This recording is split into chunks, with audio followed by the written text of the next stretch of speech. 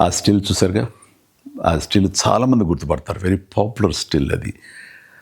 కొదమసింహం అనే ఒక Cowboys film నేను యాక్ట్ చేశాను 1990లో. సినిమాలో ద స్టిల్ నాకు చాలా ఫేవరెట్ స్టిల్. ఆ స్టిల్ నాకు బాగా నచ్చిందని చెప్పి ప్రొడ్యూసర్లు నాకు గిఫ్ట్గా ఇచ్చారు.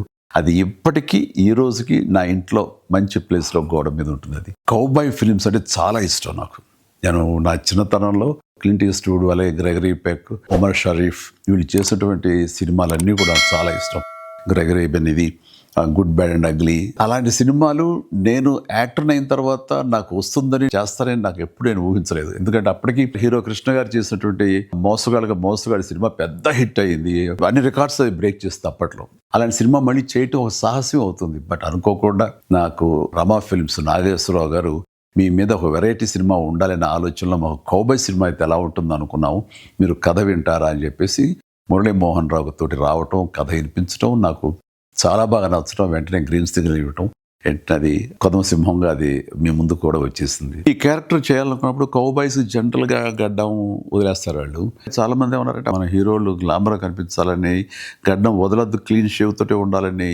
కొంతమంది అయితే పట్టుపట్టారు. కానీ నాకు ఈ గడ్డంతో ఖచ్చితంగా చేయాలంటూ గడ్డం వదిలేసి ఆ స్టబుల్ తోటి చేసిన ఫస్ట్ సినిమా ఈ కొదమసింహం. నేను అందులో కాస్టింగ్ పరంగా వస్తే నాకు ఇష్టమైన క్యారెక్టర్ సుడిగాలి మోహన్ బాబు చేశారు.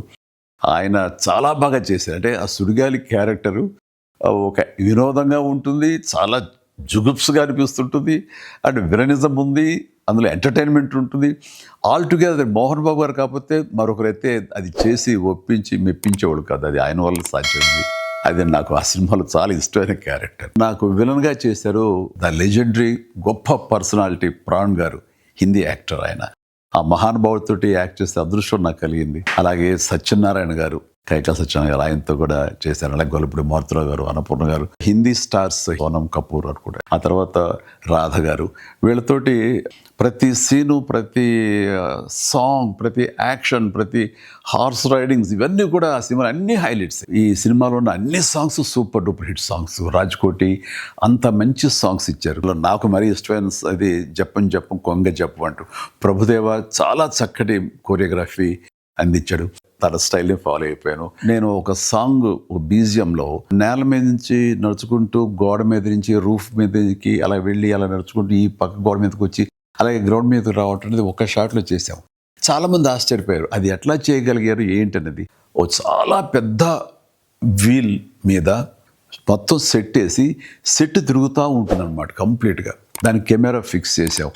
అది ఈ మధ్యకాలంలో ఒక ఇంగ్లీష్ పిక్చరు ఇన్సెప్షనో ఏదో అందులో కూడా అది చూపిస్తాడు. ఇప్పుడు చూపించింది మేము ఆ రోజుల్లో అన్ని సంవత్సరాల క్రితం చేశాను ఈ టెక్నాలజీ వాడి. నాకు ఫేవరెట్ సినిమా ఉండొచ్చు, కానీ నాకంటే ఎక్కువ రామ్ చరణ్కి ఇది చాలా ఇష్టమైన సినిమా. తను చిన్నప్పుడు భోజనం చేయాలంటే వాళ్ళ అమ్మ ఈ సినిమా క్యాసెట్ పెడితే భోజనం చేసేవాడు కాదు. అంతగా ఫేవరెట్ ఫిల్మ్ చరణ్కి ఇది. రిలీజ్ల సమయం ఇది. చాలా సినిమాలు రిలీజ్ చేస్తున్నారు.